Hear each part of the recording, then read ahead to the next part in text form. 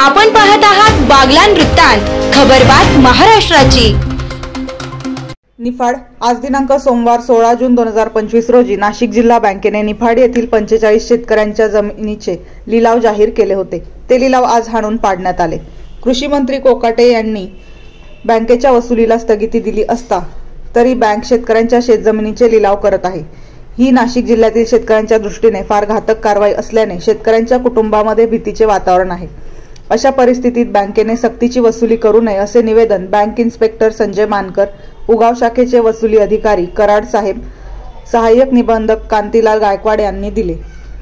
या प्रसंगी समिती अध्यक्ष भगवान बोराडे, मोतीनाना पानगव्हाणे, समिती सदस्य सुडके, बाळासाहेब कोल्हे, भागीरथ कोल्हे, विजय लोखंडे, हरीश शिंदे, विश्वनाथ आहेर, गयाजी महाले, जयवंत मापारी, दीपक पानगव्हाणे, नंदू पानगव्हाणे आदी कर्जदार शेतकरी उपस्थित होते।